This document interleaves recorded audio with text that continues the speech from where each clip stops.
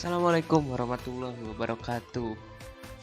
Perkenalkan, nama saya Liko Rifati Fatul Muslim, dan hari ini saya akan mempresentasikan infografis yang telah saya buat mungkin hampir selama setengah semester ini. Dan ini infografis ini dibuat oleh saya sendiri dari kelas 10 IPS. Oke, menuju materi yang pertama, yaitu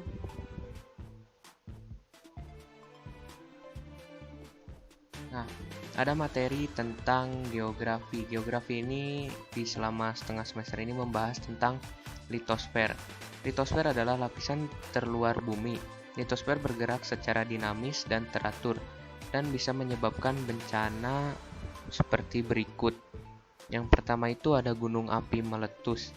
Gunung api meletus adalah proses keluarnya magma dari dalam perut bumi. Nah, di dalam letusan gunung api ini ada beberapa tipe letusan gitu. Yang pertama itu ada tipe Hawaii, ada tipe Pele, ada tipe Stromboli, ada tipe Merapi, ada tipe Vincent, ada tipe Vulcano, dan tipe Peret.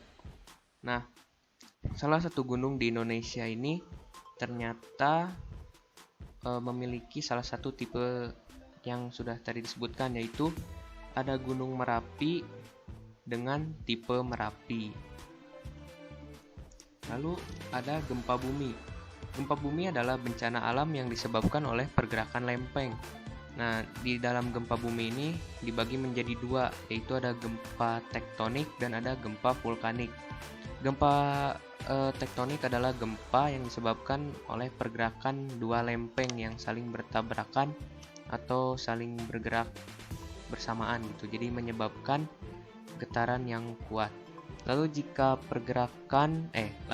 gempa vulkanik itu gempa yang terjadi karena letusan gunung berapi gitu.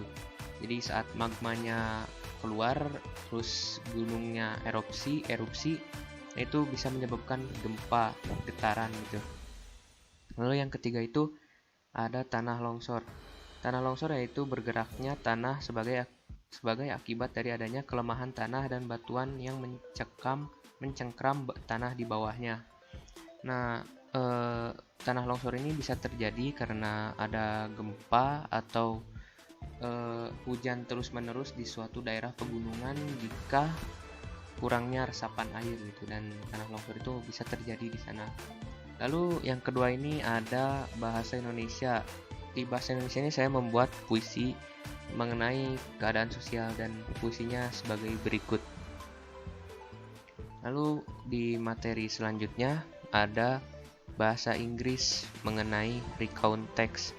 Saya membuat recount text mengenai kerajaan Pajajaran yang ada di Jawa Barat, yang biasa disebut kerajaan Sunda gitu. Dan ini adalah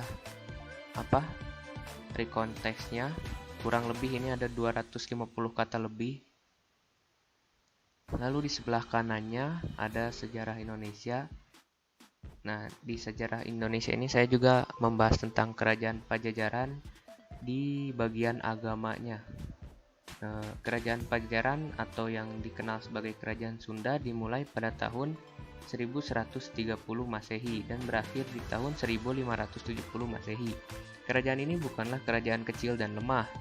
Di dalam riwayatnya, Kerajaan Singasari dan Majapahit yang menguasai hampir seluruh wilayah Asia Tenggara bahkan tak mampu untuk menaklukkannya.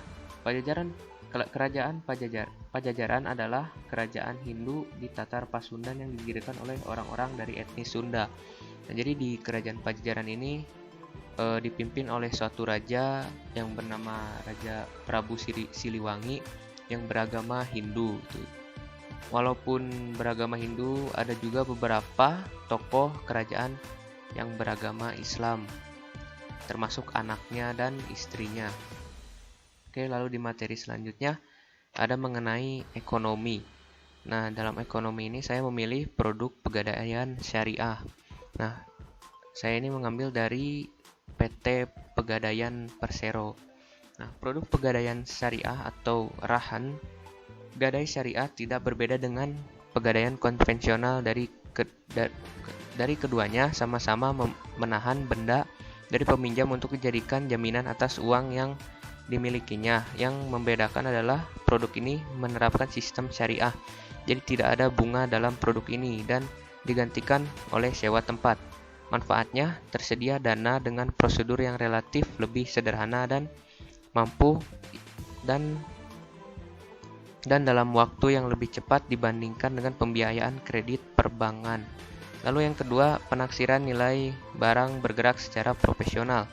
Yang ketiga itu ada mendapat fasilitas titipan barang bergerak yang aman dan dapat dipercaya. Lalu di materi yang sebelah kanan ini ada pendidikan agama Islam.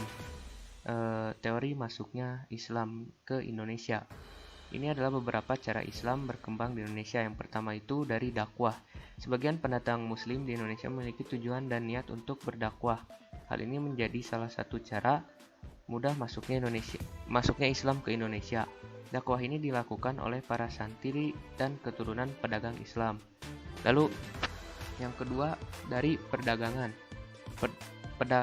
Pedagang-pedagang ini masuk ke Indonesia dimulai pada abad ke-7 Masehi sampai abad ke-6 Masehi. Pada awalnya datang pedagang Islam dari Gujarat lalu menyebarkan agama Islam di Indonesia.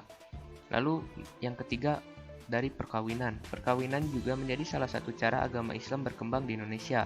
Pada saat itu, para pedagang menikahi wanita-wanita pribumi serta menghasilkan keturunan beragama Islam.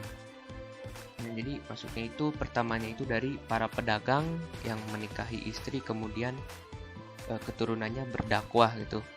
Nah, mungkin cukup sekian yang bisa saya sampaikan. Mohon maaf bila ada kesalahan. Wassalamualaikum warahmatullahi wabarakatuh.